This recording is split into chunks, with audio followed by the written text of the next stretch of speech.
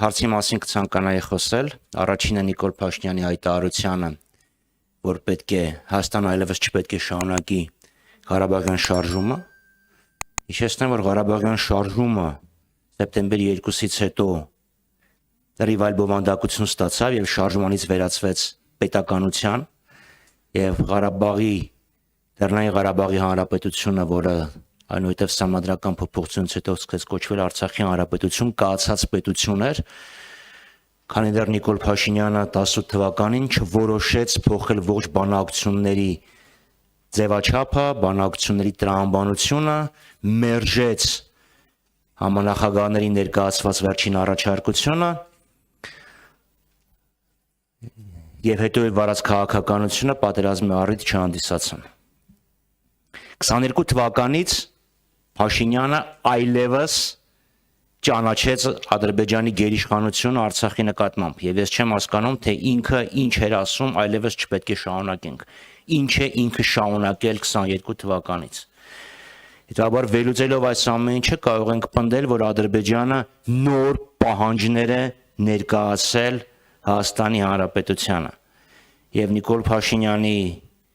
պահվածքը վերջին հարցու պատասխանի ժամանակ դրա ամենավառ ապացույցն էին։ Այստեղ արդեն խոսքը չի գնում միայն Արցախի վերաբերյալ, որովհետեւ ինչքան զիջում կար այս իշխանությունները արել են։ Ես չեմ բացառում, որ Ադրբեջանը կրկնում եմ նոր պահանջներ է ներկայացրել։ Օրինակ, Արցախյան պատերազմի մասնակիցների արտահանձնումը Ադրբեջանին։ Եթե այդ պահանջը սկզբից ուղղակի ցանկ էր եւ պահանջ էր, հիմա չեմ բացառում, որ որոշակի ժամկետ նույնիսկ դրված լինի։ Բացարձակապես չեմ բացառում։ Մյուս այս իշխանությունները խոսում էին նոր սահմանադրության մասին 27 թվականին, հետո 26 թվականին, ամենևին չեմ բացառում, որ կպահանջեն սահմանադրության փոփոխություն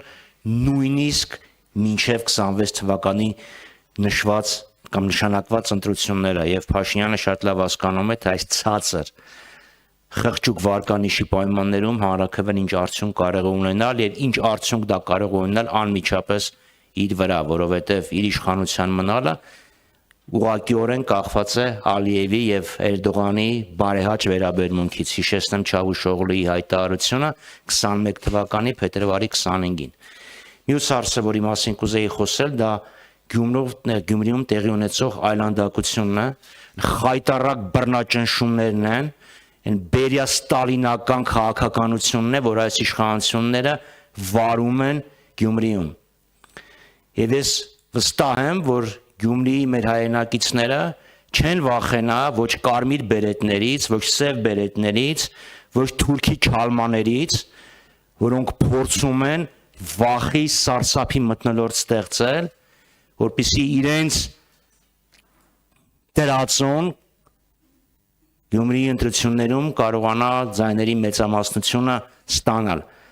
Բայց ես հույս ունեմ, վստահ եմ, որ այն մղձավանջը, որում մենք հայտնվել ենք, այն մղձավանջը, որը այս օրերին 7 տարի առաջ սկսվեց Գյումրիից, հենց այս օրերին Գյումրիում էլ իր վերջաբանը, իր մահկանացուն կկնքի, մղձավանջը մահկանացուն կկնքի, որպեսզի երկիրը կարողանա վերհառնել, երկիրը կարողանա թոթափել այս բռնատիրությունը, այս պարտությունները եւ այն ատելության մթնոլորտը, որը տիրում է Հայաստանի Հանրապետությունում, որը իդեպ Սարիկ ինչան էր չեմ իմանում, իրենց Սարիկը երեք նաեւ հմեկի եթերում այդ ատելության խոսքը տարածում էր։ Շնորհակալություն։